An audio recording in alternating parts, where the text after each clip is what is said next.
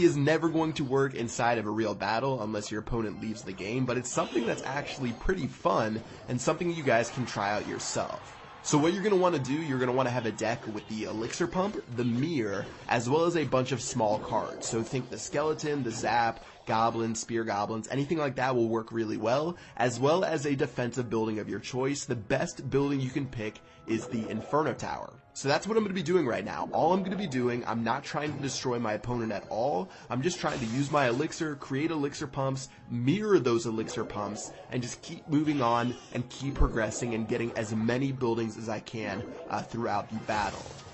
So fast forwarding, you can see I have a bunch of Elixir collectors by now. Of course, when you hit overtime, as well as with a minute remaining, you're going to get double Elixir. Just going to continue spending all of my Elixir as quickly as possible. Honestly, it's sort of hard to spend it at this point.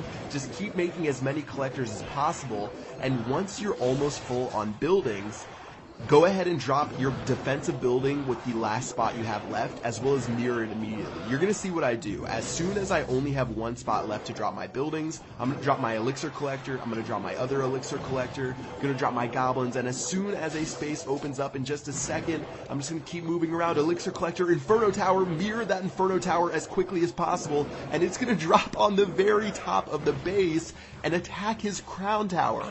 Once there's no more space for buildings on your side of the map, and you use a mirror on your last card, it'll actually build it on the top left-hand side of the base, and in the case of using an Inferno Tower, it is going to burn down my clanmate's tower. Now watch it in slow-mo. I don't have any spaces left after I drop my last Inferno Tower. So I'm going to drop my Elixir Collector, drop my Inferno Tower. Now my side of the base is completely filled. I cannot fill another building, so when I try to drop it, it's going to go ahead and make that Inferno Tower appear on the top left-hand side of the map, and of course, destroy his Crown Tower.